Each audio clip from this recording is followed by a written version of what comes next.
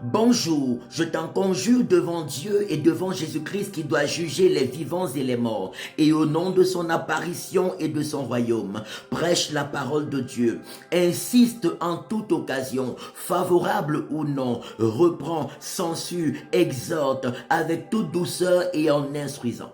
Car il viendra un temps où les hommes ne supporteront pas la saine doctrine, mais ayant la démangeaison d'entendre des choses agréables, ils se donneront une foule de docteurs selon leur propre désir, détourneront l'oreille de la vérité et se tourneront vers des fables. Mais toi, sois sobre en toutes choses, supporte les souffrances dans la foi et l'obéissance à Jésus-Christ. Fais l'œuvre d'un évangéliste, accomplis bien ton ministère. 2 Timothée chapitre 4, verset 1er au verset 5. Bien-aimés, nous sommes dans une période où plusieurs personnes se détournent de l'évangile pur du Seigneur Jésus-Christ. Nous sommes dans une période où certains de ceux qui se disent chrétiens se détournent de la parole de Dieu, ne passent plus des temps de méditation de la parole de Dieu pour connaître la véritable pensée de Dieu, la véritable volonté de Dieu et comment Dieu voudrait qu'on le serve.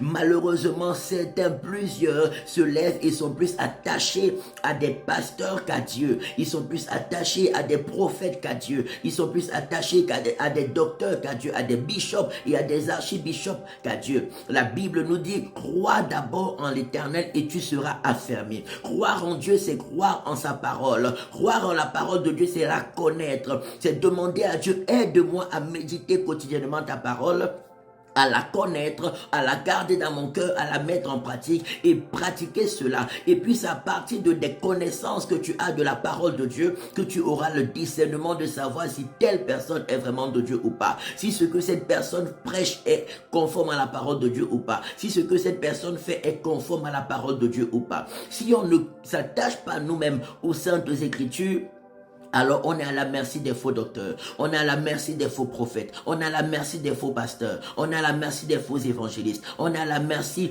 de tous des faux apôtres, parce que nous-mêmes ne sommes pas attachés au Seigneur Jésus-Christ. Je prie que Dieu nous aide à passer des temps de qualité dans sa parole. Je prie que Dieu nous aide à passer des temps de qualité dans sa présence. Je prie que Dieu nous aide à développer une forte relation personnelle avec lui. Il est important d'avoir cette relation forte. Dans Actes des Apôtres chapitre 2, la parole de Dieu nous dit que le Saint-Esprit, lorsqu'il est descendu dans la chambre haute, il est descendu sur les 120 disciples qui étaient dans la chambre haute. Il n'est pas seulement descendu sur les apôtres, il est descendu sur chaque disciple afin que chaque disciple ait une relation étroite avec le Seigneur.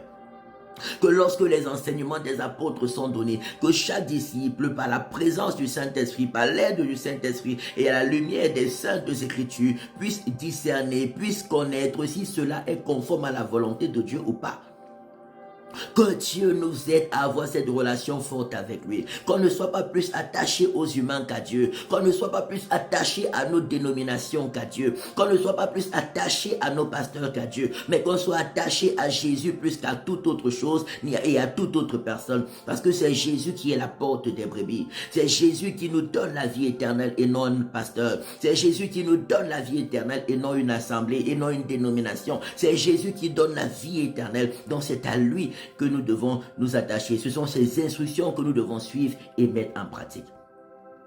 C'est important, bien-aimé. Peu importe la personne que vous avez en face de vous, ayez toujours la Bible ouverte en demandant à Dieu de vous aider à connaître la vérité et à vivre selon ses instructions et sa parole, pour que vous ne soyez pas déçus à la fin, pour qu'on ne soit pas déçus à la fin.